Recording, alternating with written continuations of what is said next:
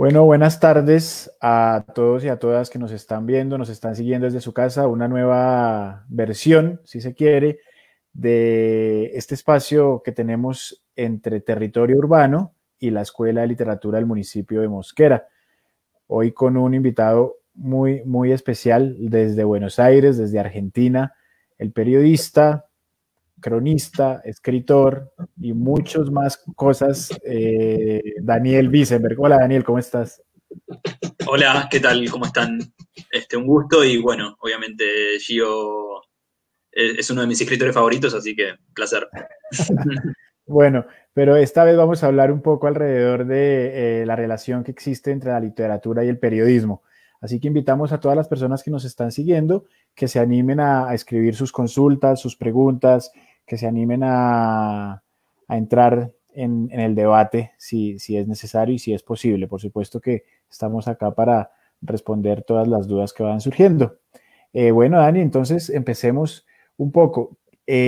Cuéntanos así brevemente qué tipo de relación tiene la literatura con el periodismo. Yo creo que el buen periodismo es literatura. Creo que parte, la principal relación tiene que ver con eso.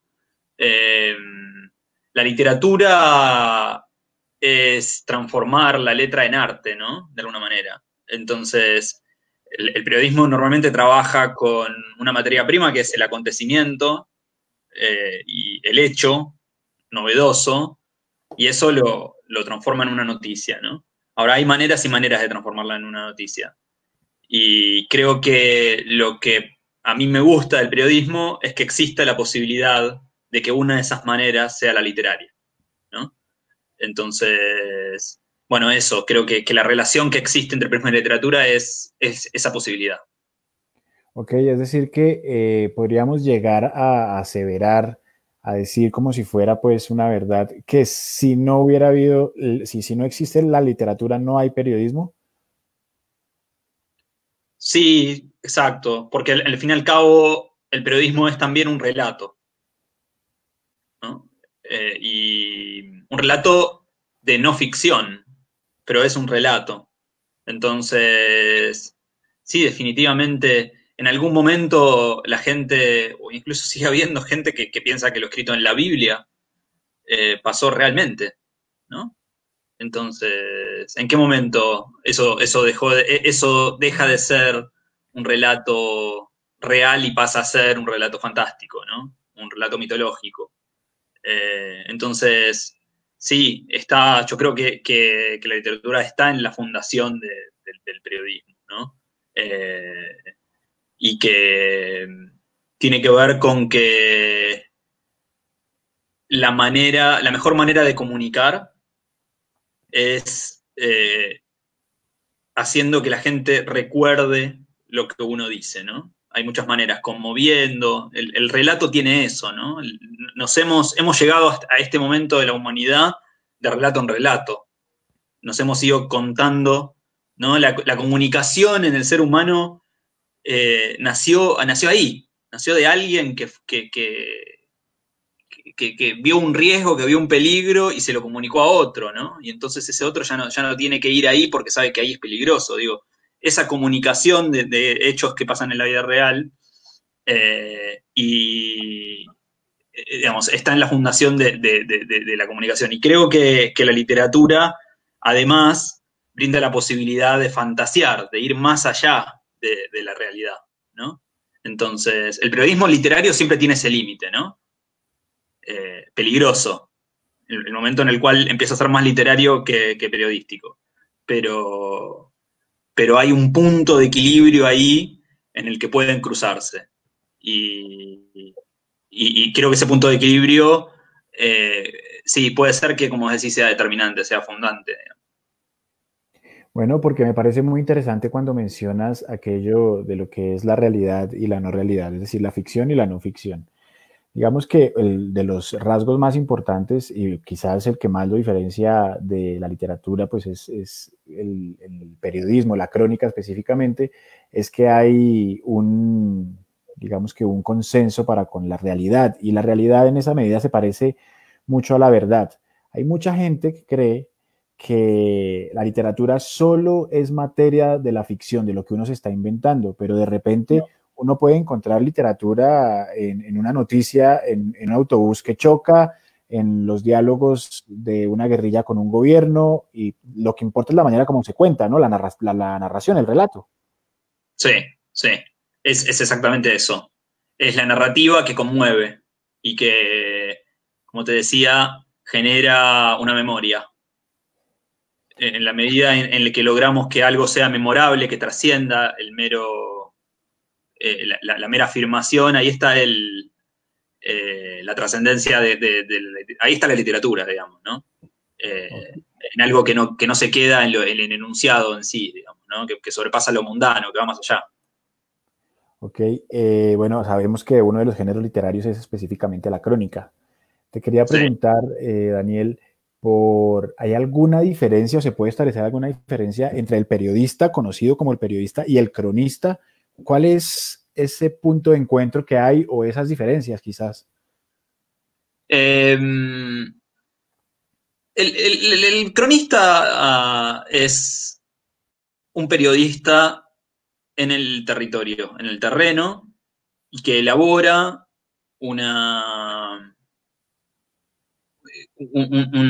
tipo de pieza, un tipo de artículo periodístico que tiene que ver con recuperar y retratar una realidad, digamos, ¿no? Más en extenso. Es alguien que pone en tiempo y espacio una noticia, que la contextualiza. El cronista es alguien que intenta hacer una pieza completa del periodismo, digamos. ¿Cuál es la diferencia entre el cronista y el periodismo de este raso? Y por ahí el periodista raso es alguien que enuncia una noticia y nada más, ¿no?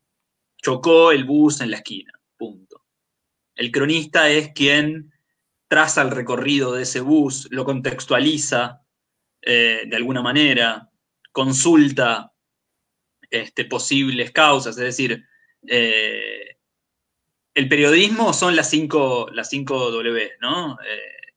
En inglés. ¿Qué, cómo, cuándo, dónde, por qué y cómo, ¿no? Se le agrega el how.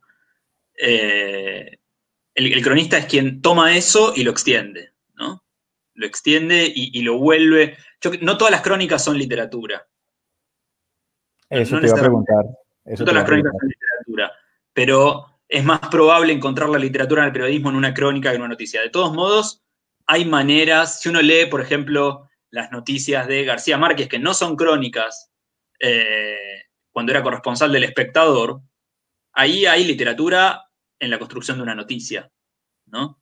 Es decir, la literatura está en cuando, para mí, como lector, no como, porque especialista no soy, para mí la literatura aparece cuando el relato conmueve, ¿no? Cuando un relato tiene como mínimo esa característica, la de conmover, la de interpelar al lector, la de ganarse un lugar en su memoria.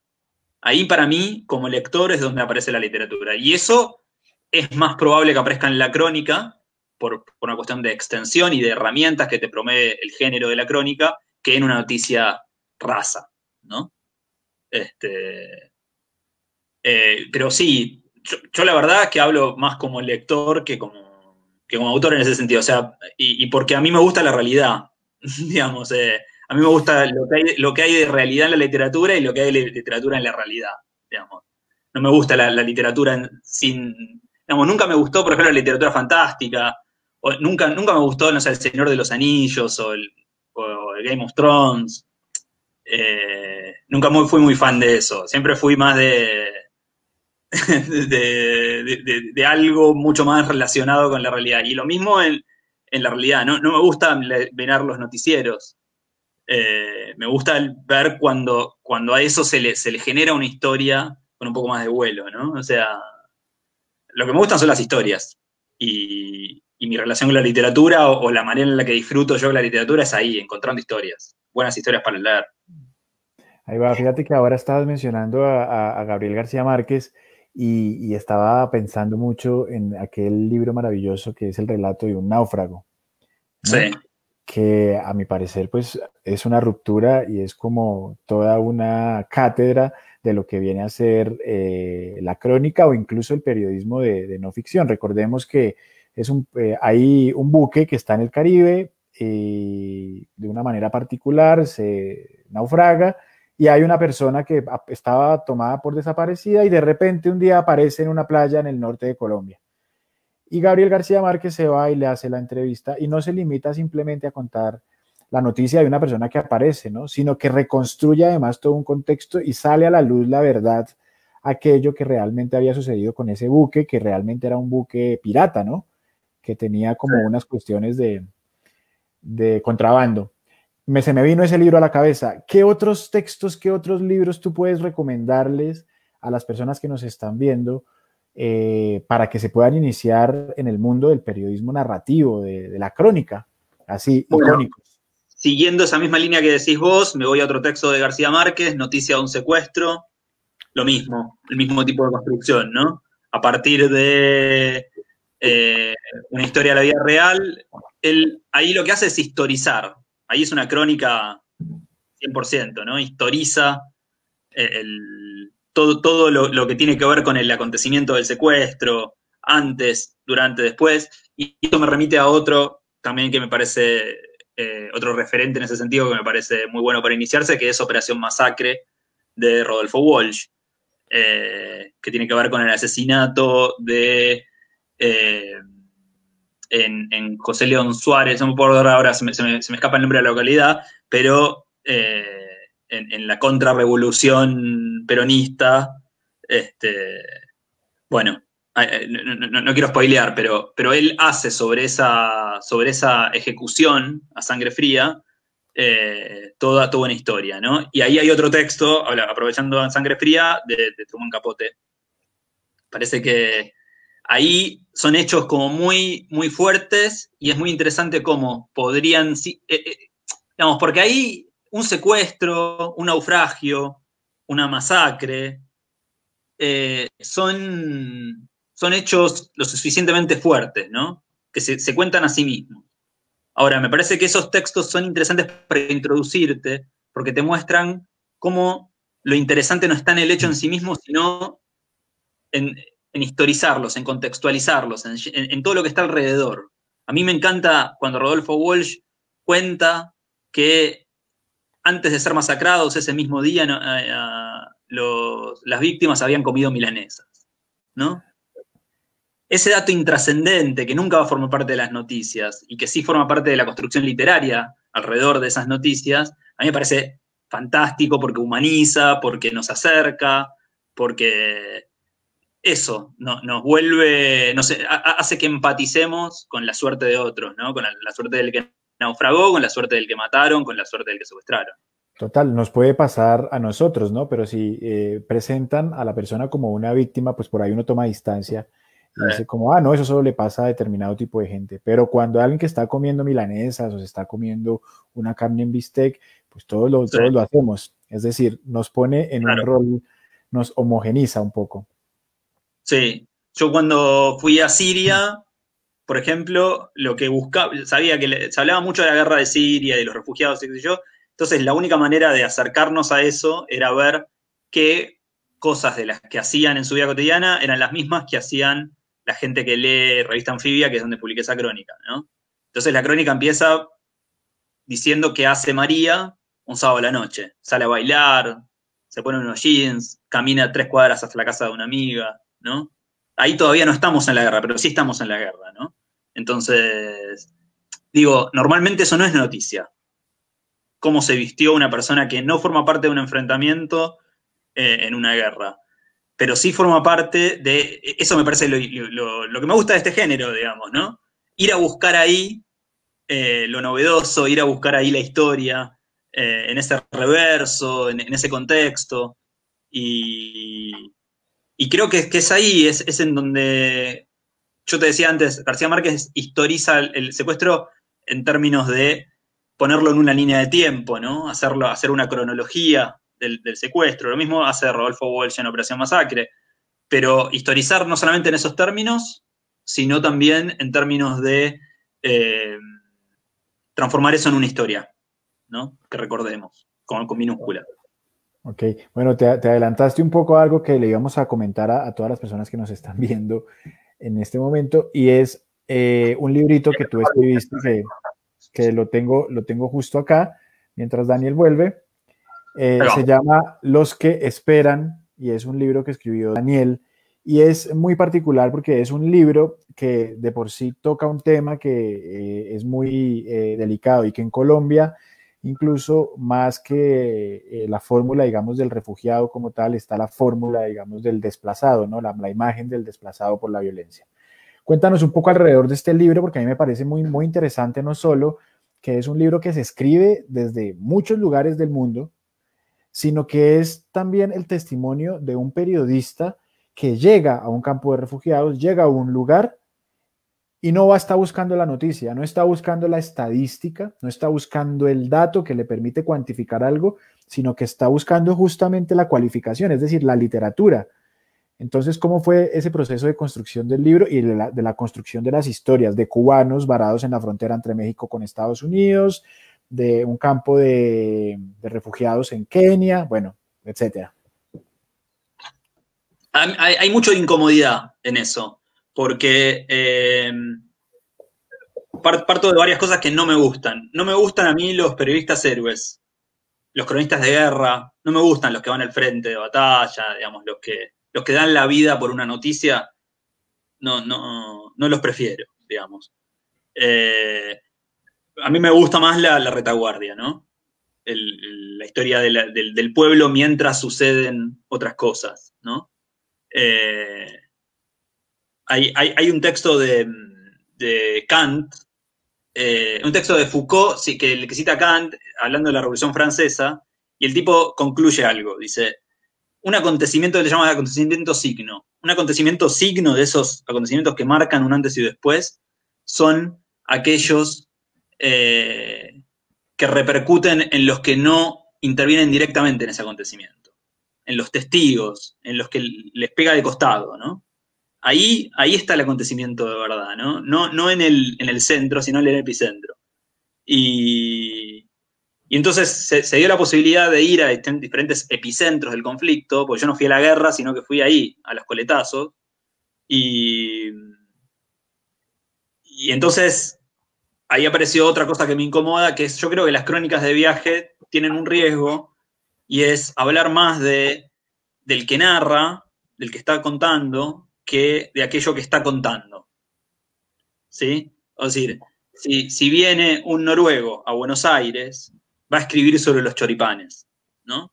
Y le va a parecer novedoso el choripán. Pero el choripán no es novedoso. A él le parece novedoso, que es noruego. Pero no hay nada novedoso en el choripán, ¿no? Digamos. Entonces, mucha crónica de viaje cae en ese vicio, ¿no? De lo sorprendente es lo que le sorprende al narrador. Y entonces es muy limitado, porque los contrastes culturales hay en todos lados. Entonces lo que me pareció interesante hacer es, como te decía antes, tratar de encontrar qué tenemos en común. En vez que hay de raro, en eso que voy viendo, qué hay en común. A mí me parece, a mí lo que más me gusta de los viajes es eso. Es cómo podés hacer kilómetros, kilómetros y kilómetros y encontrar muchísimas cosas en común con otra persona, ¿no? Cómo la distancia se acorta en un pequeño hábito, en una pequeña... Cada vez más se acorta por muchos fenómenos sociales, económicos, ¿no? La globalización y demás. Pero a mí eso me parece increíble. Tener algo en común con alguien que está a 15.000 kilómetros de donde estoy yo en este momento, me parece literario, digamos, ¿no? Bueno, que Y, en Siria tomen mate, por ejemplo, que en Siria tomen mate, claro. ¿no? Bueno, ahí hay una explicación histórica que es una migración siria que vino a Argentina y después volvió.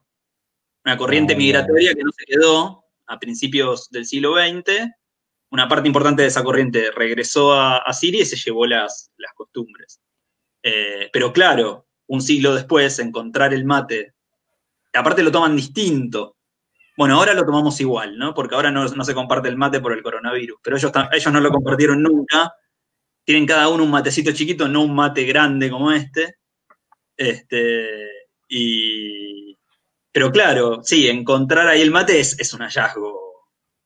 Es un hallazgo total y hay muchas cosas que se van perdiendo y que la globalización hace que aparezcan también de una manera muy loca. Pasa con fenómenos globales como Messi, no sé, James Rodríguez, y en el caso de Colombia, con fenómenos menos felices, como el de las series sobre el narcotráfico, ¿no?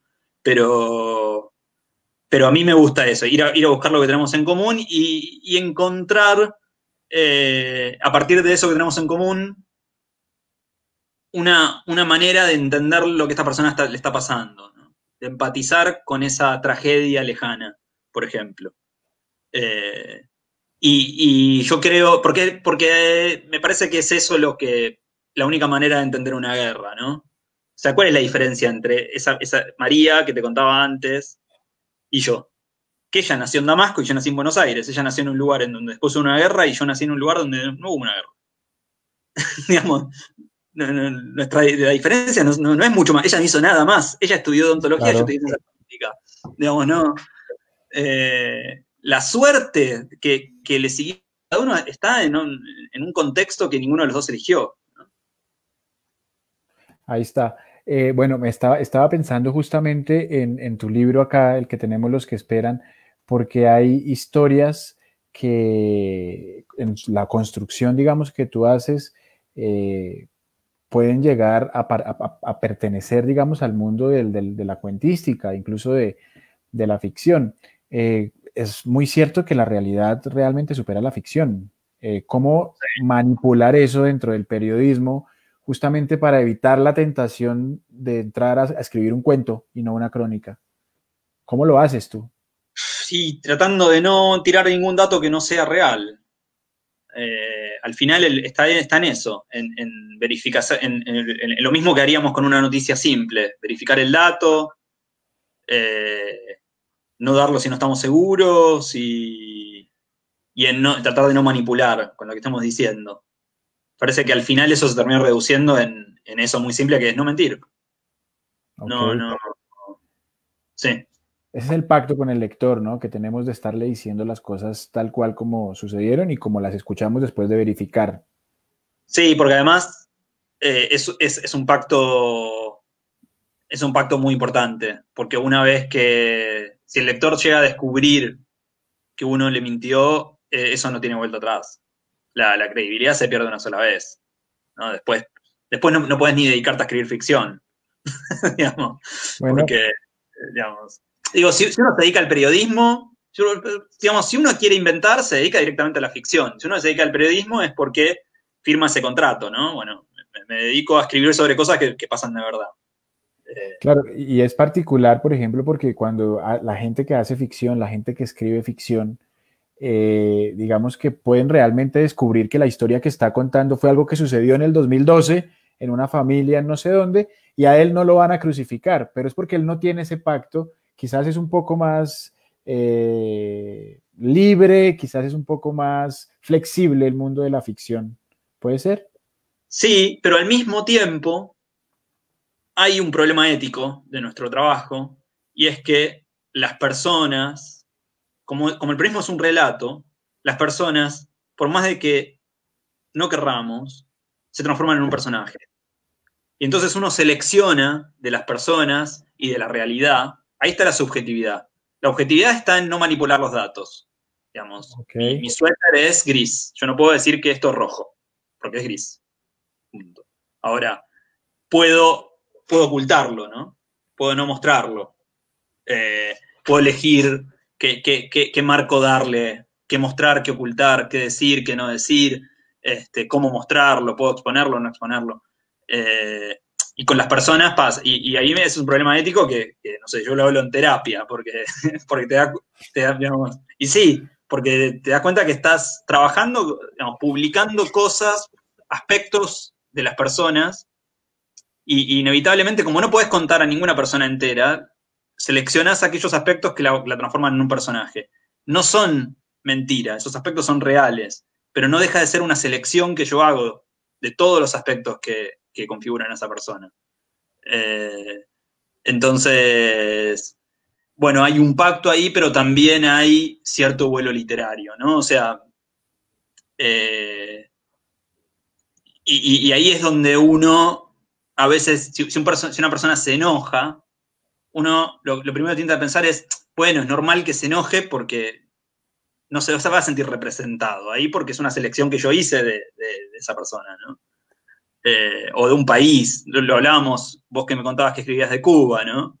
Bueno, se van a enojar los cubanos porque uno va ahí y selecciona lo que, por determinadas circunstancias, le parece que hay que seleccionar para contar este país, ¿no? Y claro, dejaste afuera todas esas cosas, entonces la persona que prefiere contar esas otras cosas se va a enojar. Eh, Ahí está donde, digamos, el periodismo en tanto relato y en tanto pretensión de verdad entra en conflicto. Y es un Ok. conflicto que no tiene solución, ¿no? Hasta que todo el mundo se dé cuenta que el periodismo es solamente un relato de la realidad, por eso es periodismo, pero es un relato. Hasta que todo el mundo se dé cuenta de eso, o sea, mientras siga habiendo gente que piensa que lo que dice el periodista es la verdad, ahí hay un problema. Bueno, pero digamos, estaba pensando, estamos construyendo una escena de una crónica, una escena, digamos, Sí. de no ficción. Y resulta que en la realidad yo fui al barrio tal y entrevisté a la persona y era mediodía y me está contando cosas muy dramáticas, pero era mediodía, es decir, era la hora del almuerzo. ¿Qué pasa si yo cuando estoy en mi labor periodística, porque lo que me está contando es demasiado dramático y cambio el asunto y no menciono que es al mediodía, sino que doy a entender o digo directamente que me lo está contando en la noche?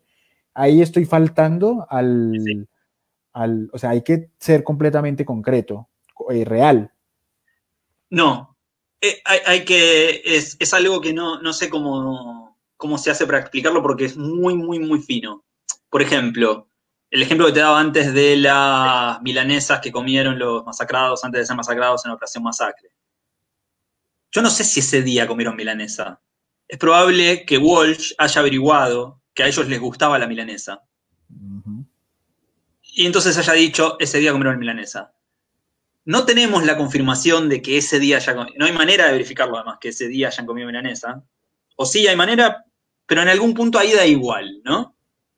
¿Por Total. qué? ¿Ese día comieron milanesas? No, no comieron milanesas, pero ellos eran fanáticos de la milanesa.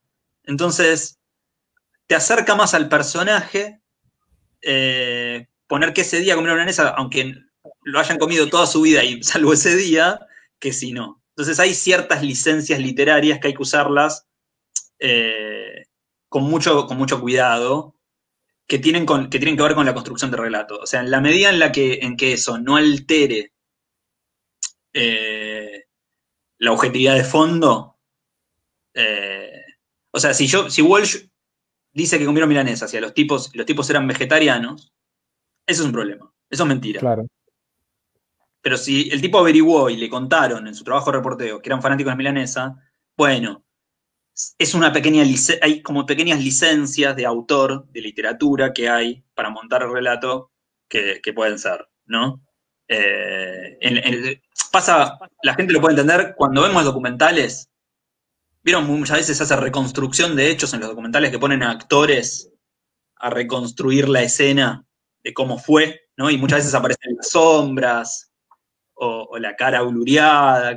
Bueno, en el texto documental, que es el periodismo de no ficción, la literatura de no ficción, también existe ese recurso, ¿no? Son pequeñas licencias que tienen que ver con ayudar a que el relato. Entonces siempre hay que diferenciar qué es lo importante, qué es lo determinante de una historia, pero y lo que no se puede es mentir, se puede acomodar, pero no se puede, no hay un manual sobre cómo acomodarlo, ¿viste? Es el oficio de manejarlo y de usar esas licencias con criterio.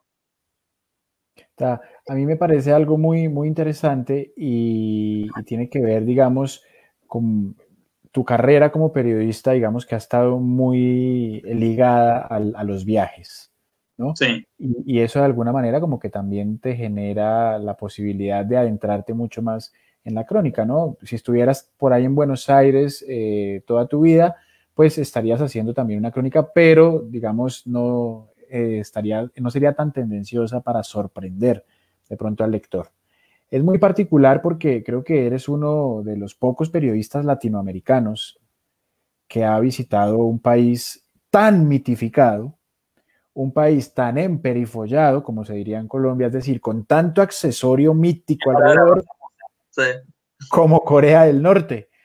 Cuéntanos cómo fue esa experiencia como latinoamericano o argentino, haber estado en Corea del Norte y también haber enfrentado de pronto directamente todos esos relatos que Occidente y que las noticias y nos concertan alrededor de un país como Corea del Norte. ¿Y cómo construiste el libro que escribiste de la mano de otro periodista que estuvo en Corea del Sur? Sí, el libro de Corea del Norte es... hay algo incómodo porque es lo que te decía antes. Todo me parece novedoso porque no soy norcoreano, porque soy occidental, porque soy argentino dentro de Occidente. Eh, había una cubana en el viaje y a los cubanas le llamaban, había cosas que no les llamaban tanto la atención, por ejemplo, porque eran como la libreta que usaban para ir al almacén, ¿no? La libreta de las cosas básicas, sí, pequeños detalles que tienen que ver con esa historia en común de haber constituido sus estados en el marco de la Guerra Fría y financiados por la Unión Soviética y con cierto modelo de organización que compartían todos los países del bloque. Y porque esa cubana nació antes de la caída del muro, entonces pudo ver como la Cuba bien adentro del bloque soviético. Entonces, el viaje, lo que pasa con Corea del Norte es que todos los viajes son parecidos, porque no tenés la libertad de hacer la tuya, que es lo que determina un viaje, ¿no? Uno llega a un lugar, sale del aeropuerto y es una aventura. Hay millones de posibilidades, ¿no? Depende qué camino agarre, va a ser un relato distinto. Nosotros vamos los dos a Ecuador, salimos del aeropuerto, no vamos juntos en el taxi y ya tenemos dos relatos absolutamente diferentes de Quito. No sé. En Corea del Norte no. En Corea del Norte todos los que llegan hacen el mismo viaje. Organizado, pautado, decidido, definido y sin la posibilidad de salir por tu propia cuenta del hotel o de hablar con quien quieras. Entonces, lo particular es eso, ¿no? Te llama la atención porque sos occidental y eso es un país todavía con patrones culturales muy, muy, muy relacionados con la cultura de la Guerra Fría y con eso mezclado con el confucianismo y entonces todo eso, viniendo del occidente liberal, te sorprende. Y después, ahí está la diferencia, ¿no?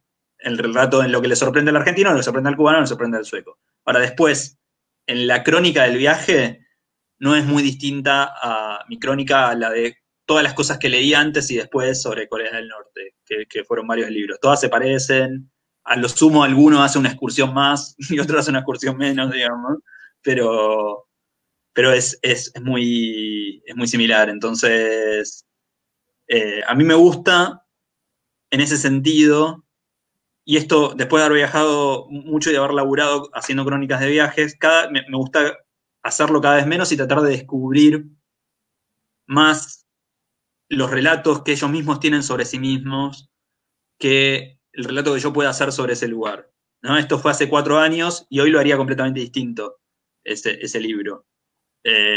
Hay una novela coreana, Culebrón, se la recomiendo, que se llama Aterrizaje de emergencia en tu corazón, así, bien culebrón, que la pueden ver en Netflix, y que es la historia de una surcoreana que hace un vuelo en parapente, sale a volar en parapente y un viento fuerte la deja del otro lado de la frontera y se enamora de un soldado norcoreano. Ah, bueno.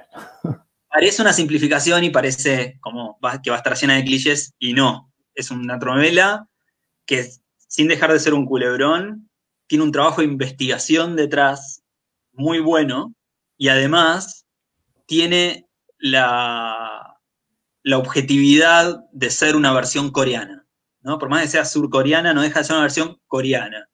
Y entonces ahí yo descubrí un punto de vista equilibrado que siempre había buscado y que nunca había encontrado sobre cómo contar Corea del Norte, cómo contar Corea del Sur. Y me di cuenta, bueno, o sea, confirmé algo que ya me había dado cuenta antes, que es los mejores relatos sobre los lugares son aquellos que hace la gente de su propio lugar. Lo que hay que tratar de buscar es esos buenos relatos sobre sí mismos. Porque cualquier relato foráneo va a estar interferido por esa diferencia cultural, por más etnografía que hagamos, ¿no? Claro, Por más contaminado, ahí. ¿Cómo? contaminado el relato ya Claro, directamente. sí, sí, que está muy bien, digo. Al final está muy bien, pero tiene el límite que es el viaje para los amigos, ¿no? Es volver y decir, no saben lo que vi en Corea del Sur, ¿no? Pero no más que eso, digamos, no nos permite acercarnos más que eso. Me parece que hay esas dos maneras, en síntesis, de acercarse a un lugar, la que te decía antes. Ver qué hay en común y ir a escuchar cuántas versiones de su propia historia tiene la gente de cada lugar. En Corea del Norte es difícil porque hay una sola versión, pero... o dos. Lo mismo pasa en Cuba, ¿no? Una versión adentro y otra versión afuera. Pero de repente encontrás esto, ¿no? Un culebrón surcoreano que encuentra una manera más equilibrada, que no es ni la manera de adentro ni la manera de afuera. Es una manera coreana, una manera muy historizada, muy investigada. Entonces, respondiendo a tu pregunta, la crónica de viaje me parece que, y esto es algo que fui aprendiendo, no es algo que hice siempre, no, es aquella que logra encontrar buenos relatos, buenas historias contadas por los propios lugares, que uno no va a contar, sino que va a dar luz sobre historias que ya se están contando. Bueno, y ya, digamos, al hablar de lo propio, digamos, de la dificultad que tiene también eso de contar lo que lo rodea a uno, ¿no? Que tú dices, bueno, ¿sabes qué? Voy a entrevistar a la madre del presidente Alberto Fernández Sí, y voy a escribir sobre esa señora. Y sí. después el editor, que soy yo, te digo, como no, Daniel, yo necesito que me escribas un perfil sobre tu madre. La dificultad, ¿no? Entre lo más cercano y lo más lejano. ¿Cómo te va con eso, no? Ahora que retornas a tu país, a Argentina, después de estar una larga temporada por fuera, ¿cómo te relacionas con eso a la hora de historiar un poco lo propio, lo cotidiano, lo que te es conocido como cronista? Ay, te respondo de la ciencia política.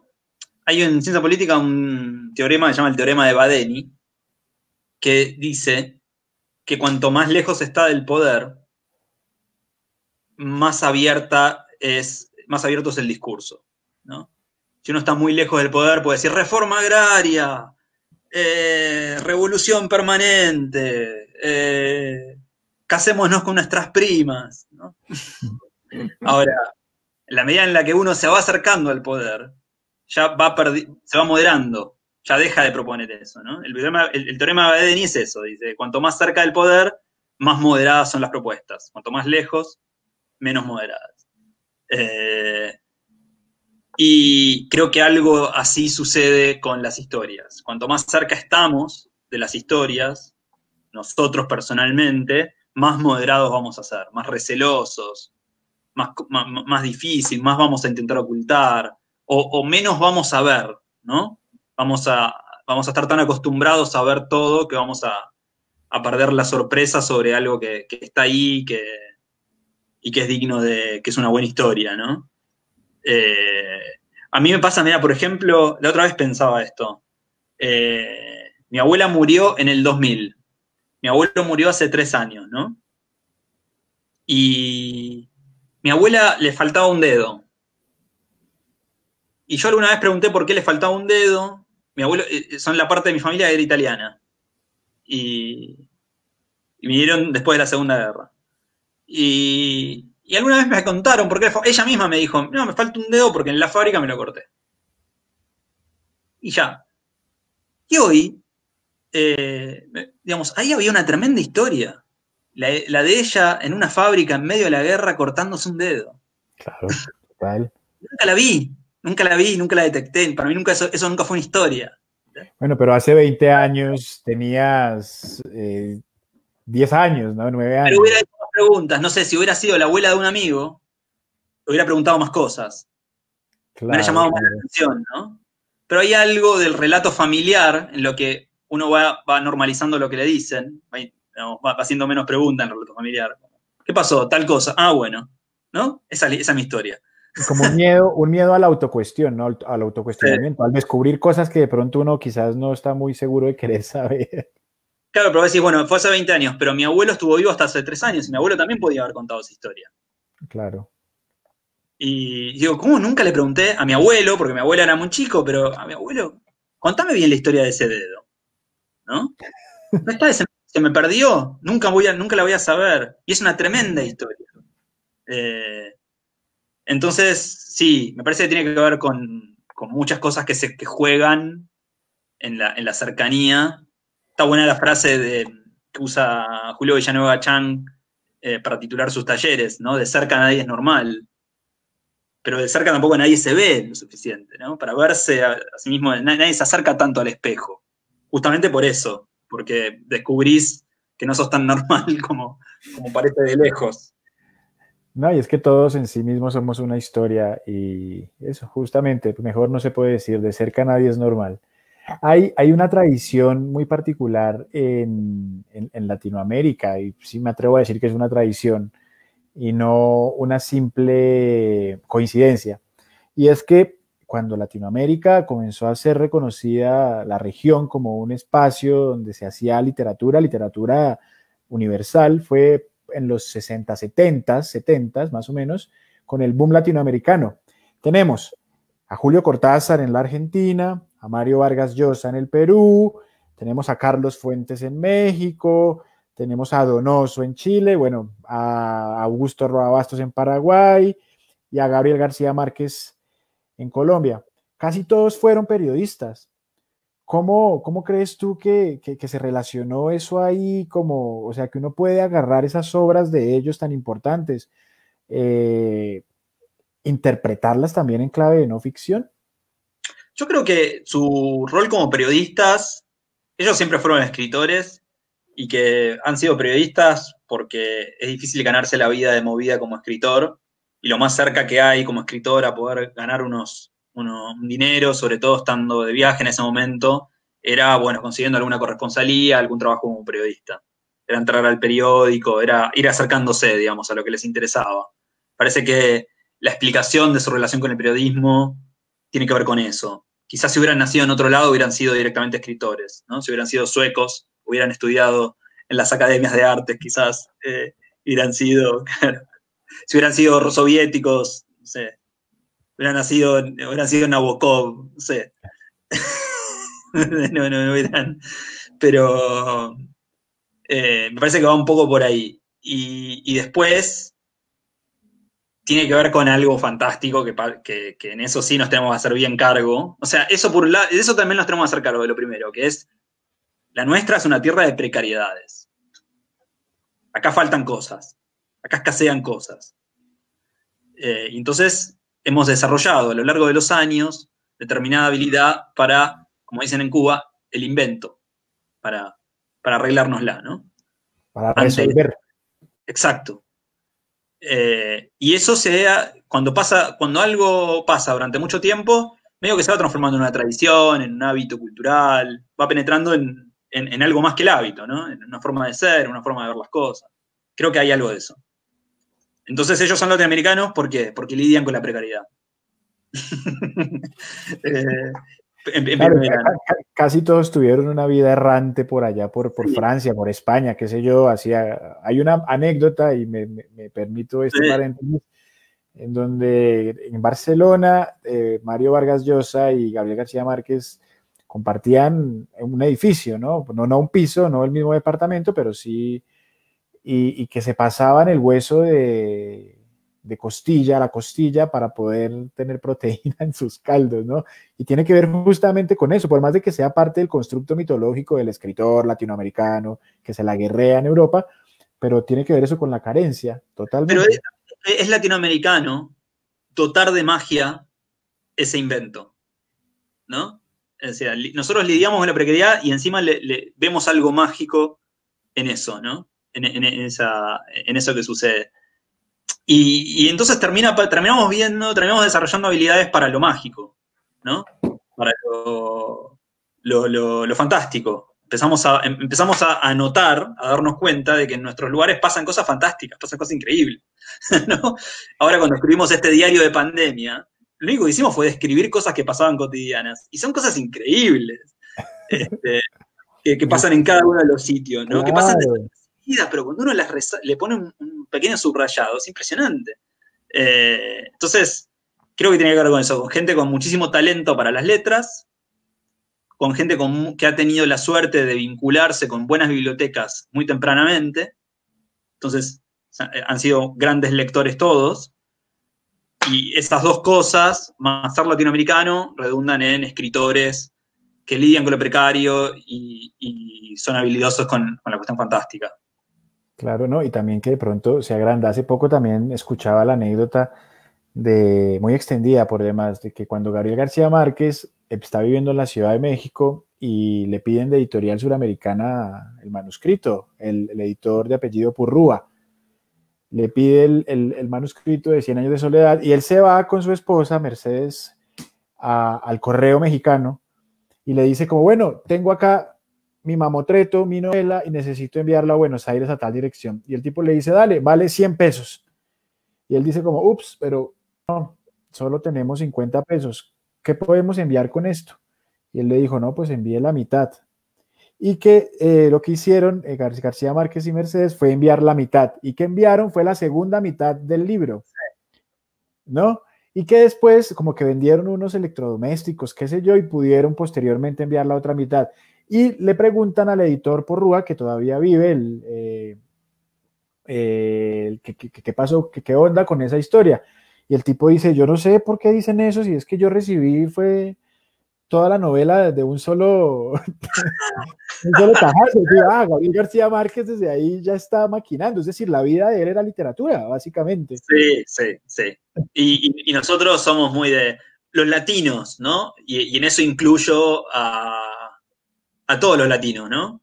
Vamos a la península ibérica, los italianos, los franceses. Hay algo en lo latino que tiene que ver con esta historia oral, esta contar historias, ¿no? Y se mezclan muchas cosas. O sea, la Biblia es al final, también, como te decía al principio, relatos.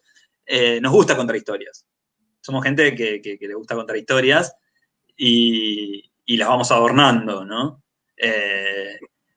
Cortázar se ganaba la vida relatando peleas de box en París, ¿no? O sea, si Cortázar hubiera tenido una oportunidad más temprana de dedicarse full time a la escritura, lo hubiera hecho, no hubiera relatado peleas de box. Entonces, un poco me parece que tiene que ver con eso. Y creo que periodísticamente es justo ver eso con cierta magia, pero también con cierto reclamo político, ¿no? ¿No? Como, ojalá, digamos, que si nosotros tenemos hijos, que nuestros hijos puedan nacer en un lugar que potencie sus habilidades y no que los obligue a tomar atajos para poder llegar a lo que realmente quieren ser, ¿no? Porque eso hace que la mayoría de los Cortázar se queden en el camino. Digamos, la mayoría de los García Márquez se queden en el camino. Claro, tiene que ver con ese contexto que mencionabas también de precariedad dentro de la región.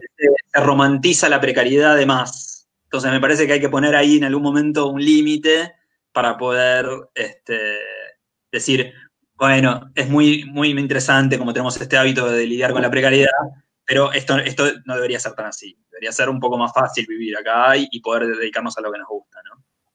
Bueno, y lo que nos gusta es contar historias. Sí. Y en ese contexto, quería que nos contaras un poco alrededor de ese proyecto que se llama Revista Late, que justamente se encuentran varios periodistas de Latinoamérica, diferentes latitudes, y quieren hacer justamente eso, contar el mundo con los ojos latinoamericanos y dándole también como una prioridad a esa clave que mencionabas al principio del relato, ¿no? Y esa frontera ahí, digamos, ya con la literatura, pero sin caer en la ficción. Cuéntanos alrededor de Revista Late y ese proyecto. Bueno, es lo que nos vincula a Revista Late. Somos 6 editores en 6 países distintos de la región: Argentina, Ecuador, Colombia, Chile, Cuba y México, que nos encontramos La vida es un poco eso, gente que se encuentra y que se desencuentra, y nosotros tenemos la suerte de encontrarnos y, y de sostener ese encuentro, es decir, que ese encuentro se repita desde hace 4 años y que se multiplique. Entonces hoy Late es una red de periodistas, de contadores de historias, no solamente de periodistas, sino gente vinculada a otras ramas, ¿no? De ciencias sociales, etcétera, que cuenta historias alrededor del mundo, y es una visión, justamente lo que decíamos, ¿no? Que la crónica al final es la versión del que cuenta. Bueno, la nuestra es una versión latinoamericana de lo que pasa en el mundo.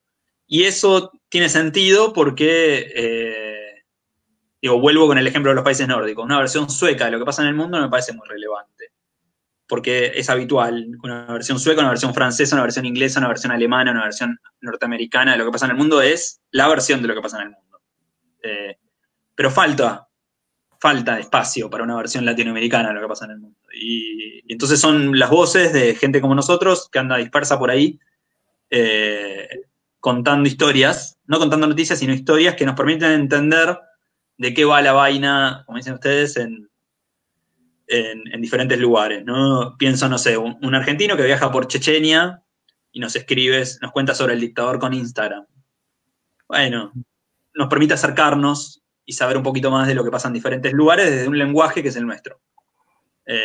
Y eso es eso, hay cursos, hay una escuela ahora mismo que en la que va a participar Leila Guerrero, que es para mí la mejor periodista, o una de las 2 o 3 mejores periodistas literarias que hay en español. Y lo que somos es sin fines de lucro. Generamos el presupuesto suficiente como para poder hacer lo que nos interesa.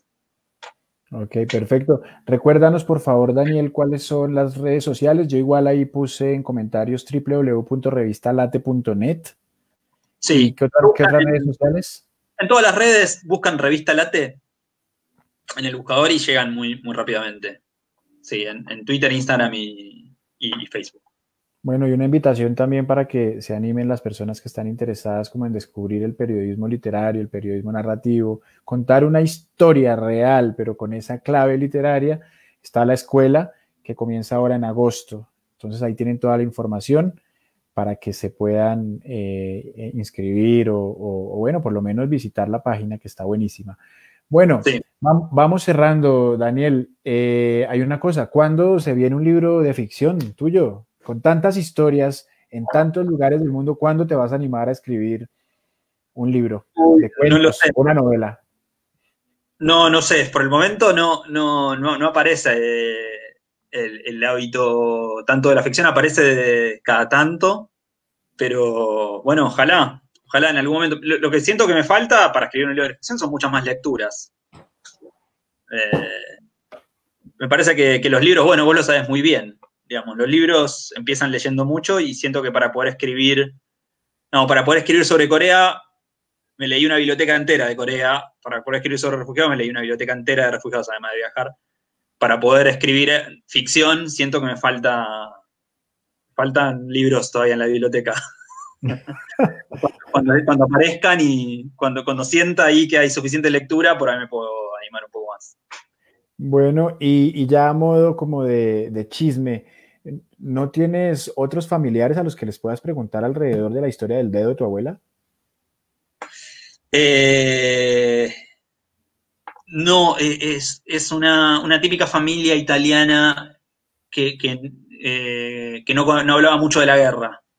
Mi abuelo contaba historias sueltas, muchas de ellas las anoté, las grabé, las tengo, pero hay determinadas historias familiares que nadie nunca preguntó demasiado, ¿no? Entonces, y es una generación que ya o sea, es una generación que ahora tiene esa 80, 90, 100 años, entonces, y que todos los testigos de eso o ya murieron o están en algún pueblo de Italia y de los cuales no tengo contacto. Pero bueno, la historia pasa a ser esa, la historia no contada. Porque es justamente la recopilación de voces y ya, digamos, para cerrar, también comentarles a las personas que nos están viendo que hay una premio Nobel de literatura de hace poco que prácticamente se ganó el premio haciendo no ficción, ¿no? Hay un libro que se llama Las voces de Chernobyl, en donde ella lo que hace es recoger un montón de testimonios alrededor de aquel estallido y escribe un librazo. Y es un librazo que se puede leer bajo cualquier clave y no tiene nada que envidiarle ni a la ficción ni a la no ficción. Ese es el filo de la navaja, ¿verdad? Sí, lo documental, documentarlo. En ese sentido, sí hay una moraleja y es que todos deberíamos historizar a nuestros predecesores, ¿no? Por ahí nosotros estamos muy cerca de esa historia, entonces no nos parece, estamos muy acostumbrados o no nos parece relevante, pero estoy seguro que las generaciones que vienen, eso que escribamos, ese documento sobre nuestra familia, por ejemplo, para hablar de algo que todos tenemos a mano, yo me imagino a alguien dentro de 2 generaciones conociendo la historia bien contada de su tatarabuelo, es impresionante. Lo historiza, lo vincula, lo territorializa, ¿no? Y tiene Entonces, la temporalidad de su lado, ¿no? También han pasado algunos años, varias decenas de años. por eso digo, no solamente hay que irse a Corea del Norte o contar la gran política, la narrativa puede ser de pequeñas historias, ni siquiera para un público externo, puede ser para nosotros mismos, ¿no? Sobre todo en esta época en donde se documenta tanto y sin embargo de manera tan efímera, ¿no? Publicamos todos los días stories que al día siguiente ya no están.